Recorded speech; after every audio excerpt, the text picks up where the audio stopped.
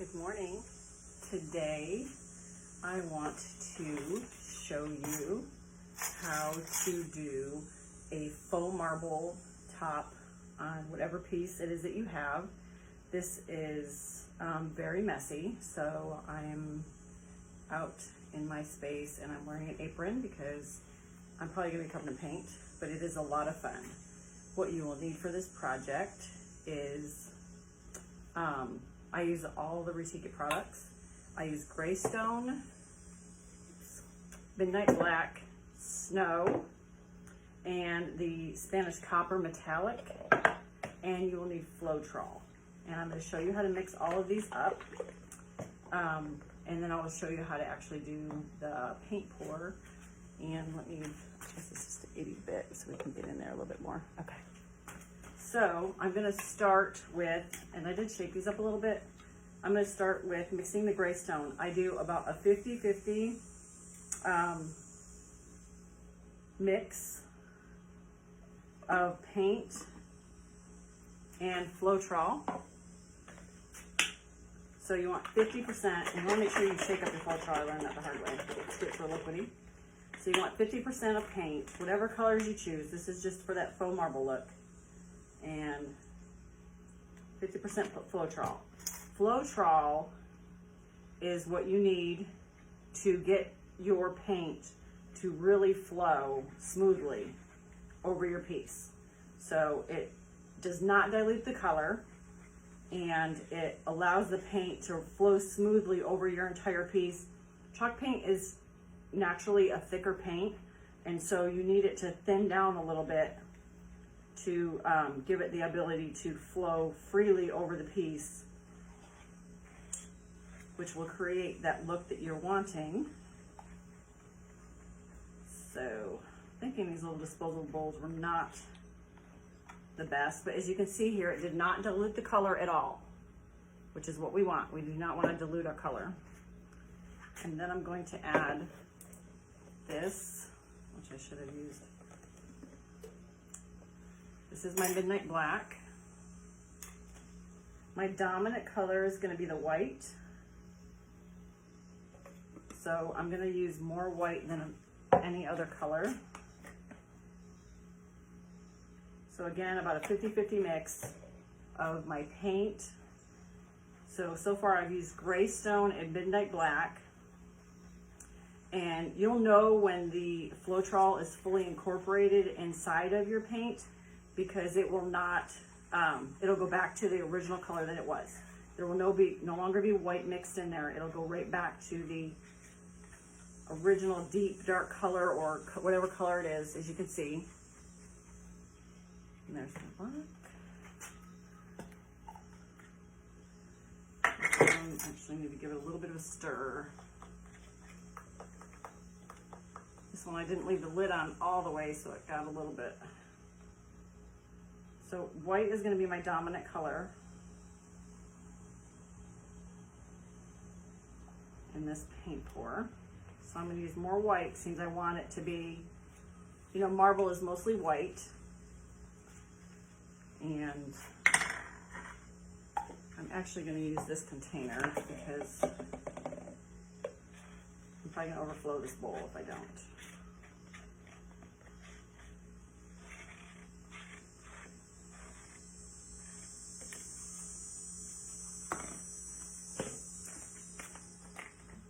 And it will be harder to tell with the white when you add the Floetrol to it, since they're both white. It'll be harder to tell that it's incorporated. So I mix this one a little bit more than my usual ones because it's really hard to tell when it's actually incorporated. So I give this, the white, usually a little bit more stirring than I give my other ones, that I can actually see the color transform. And last, I'm going to add from the Metallics collection from Retique, the Spanish Copper. And this is such a strong color, you barely need any. So I'm actually going to add my Floetrol in first. It's a really concentrated color. So I'm going to add my Floetrol in first. So you can see I barely need any of this. This little jar goes a long, long, long way. Get my muscles out. Ooh. So I barely need any in there, just barely, because this is such a concentrate that I'm not really gonna need much of it.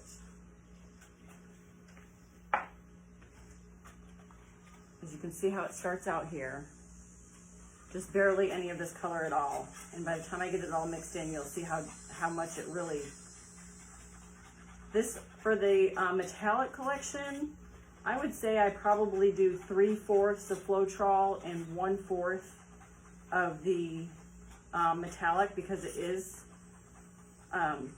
so concentrate, you barely need any of that actual metallic line. So to prep this surface, since this is an oak table, they are known to be bleeders. I scuff sanded it, and then I sprayed it with a shellac, because these are known to bleed through. And then I also coated it with 1 coat of snow, which I did just a really crappy, you can see all the brush strokes, but it's gonna be covered, so that's not gonna matter. So it does not have to be pretty, it just needs to be prepped enough that it will not bleed through, and it is ready to accept your paint pour over top of it. So I need to grab another jug, I'll be right back.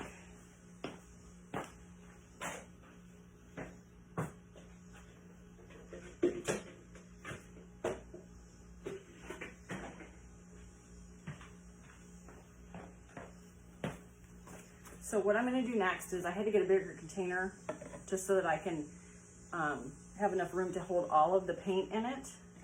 So I'm gonna start by adding my snow in, and then I'm gonna alternate each color that I add in there.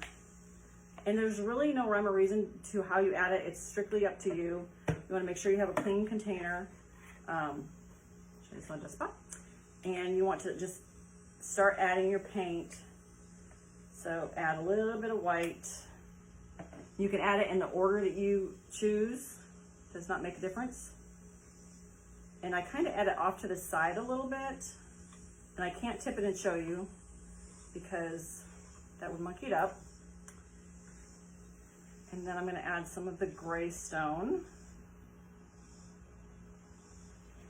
Just a little bit at a time. And then I'm going to add some of the metallic. And then I'm going to go back and start over. I'm going to go back to my snow.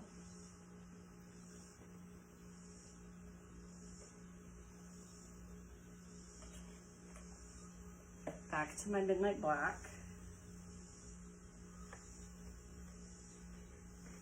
I normally would not do this on top of the table that I'm actually going to paint because I'm making a little bit of a mess. But I'll wipe that off before I get started.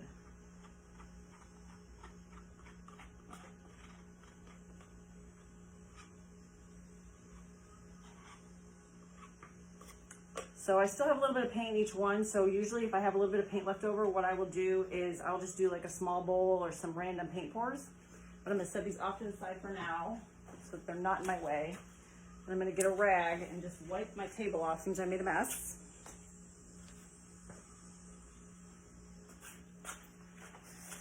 And then we're gonna do, remember I'm gonna paint over this. So it does not matter how ugly it is. It does not matter that I just did that. So next is the really messy part. So I'm going to take my jar of all that paint and I'm just gonna flip it over on top of here. Should have had gloves on for this stage. But anyways, we're getting ready to go. All you gotta do is flip it over.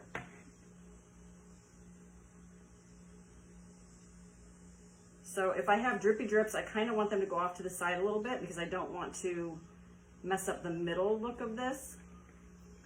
And then this is where it gets ultra messy.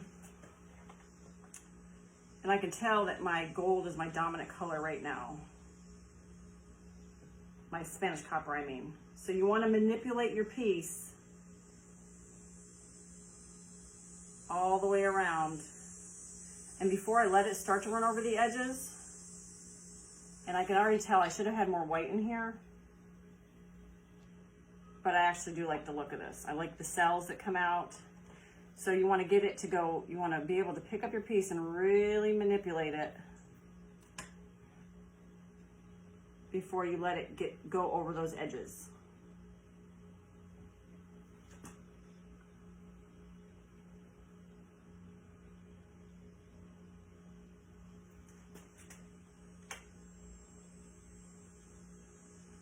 Oops, it's starting to go over the edges. So you want to really be careful not to let it start to fall off the edges. And since I'm removing the base of this, it doesn't really matter if I get the sides because I'm taking them off anyways. I bought new legs for this piece that I'm going to use. So, and once you start turning it, you'll see, I'll tip it back up in just a moment, but you'll be able to see that the white is really starting to come out now.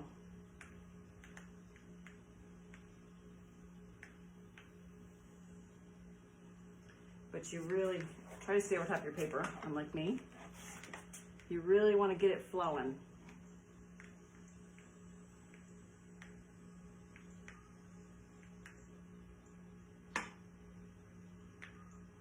This is the part that takes a lot of patience because it kind of moves a little slow for my liking.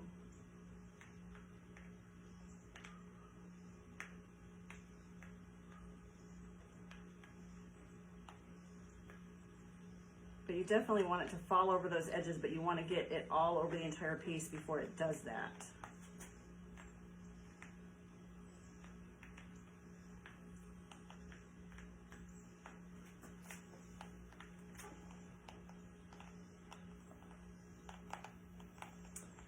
And I can already tell you I'm loving the way that this is looking.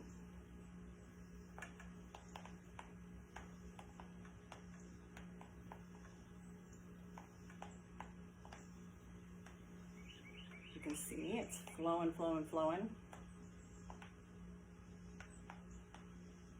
See, if we did not add the flow trawl, this would not really be flowing a lot at all because it doesn't have the ability to really move.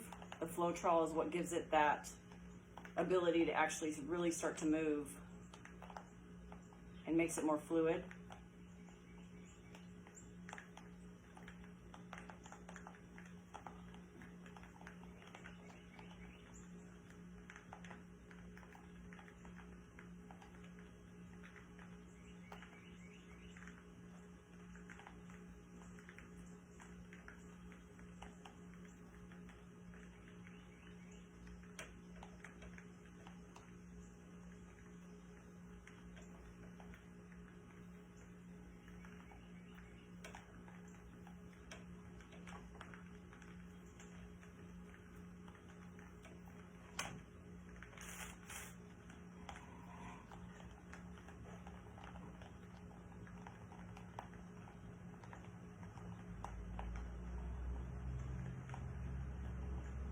I can't guarantee Amazon's not going to pull in here. I'm just saying. I don't get out to shop much, but I sure enough can get Amazon to show up on the daily. So you got to keep turning it and keep manipulating it. I don't know if you can see how amazing this is looking. So you have to be patient, obviously. As you can see, this is a little process. And it's going to drip, drip, drip, drip, drip, and you want it to get all the way over those edges. And the only way to get it to do that is just patiently, patiently hold it to get it all across all those edges.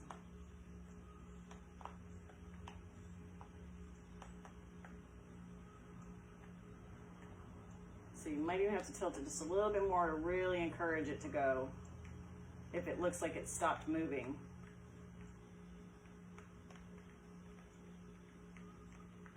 It's almost there. It's trying.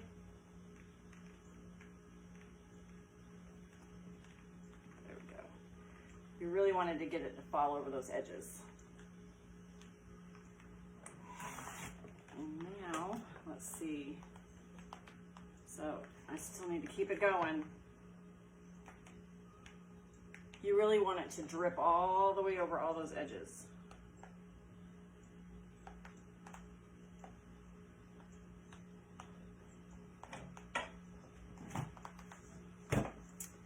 The thing I love most about paint pours is that you cannot predict what they're gonna do. You can assume what they're gonna do by picking your paint colors. But as you can see, even from when we started out on this piece, it was predominantly black and the Spanish copper. But as we move and manipulate it, you can see some of those hues, but most of them have come. So you will have paint left over. So if you have edges that just will not go over, go ahead and try to, hold your piece and then just try to barely get over the sides with those colors.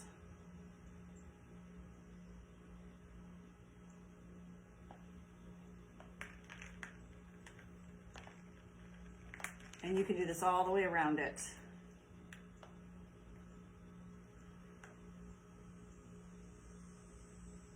The key here is just getting it to look cohesive. Make sure you get all of your edges covered. And I'm really liking the look of this. And it's got to dry. I'm going to go around and just try to continue my edges and make sure that I got all of my edges. If I didn't, I'm going to go ahead and just add a little bit more color to it. Just barely. Remember, we don't want this to look like we painted it. We want it to look like it was poured, and want it to look as close to a natural granite look as possible, marble look as possible. And that is the overall look that we're going for. I think this is going to be absolutely amazing, and I'm going to wait and see when it dries. Sometimes when the paint dries, you can see spots where it will not dry evenly. There might, when it starts to dry, there might be a little bit of cracks and crevices. So when you put your top coat, if you use resin or another top coat, resin is self-leveling, so it will actually even out any uneven spots, and it will allow it to look like a continuous solid piece if there are, divots in there. I am deciding on what I'm going to do on the top of this to top coat it. I'm still thinking about that, but if I do a resin on top of this one, I will do it in a video so that you can see it. And I hope you enjoyed this. I do have all these products in my booth, so if you are interested in doing a faux marble pour, now you know how to do it. And I can also give you my affiliate link. If you have any questions, please feel free to reach out.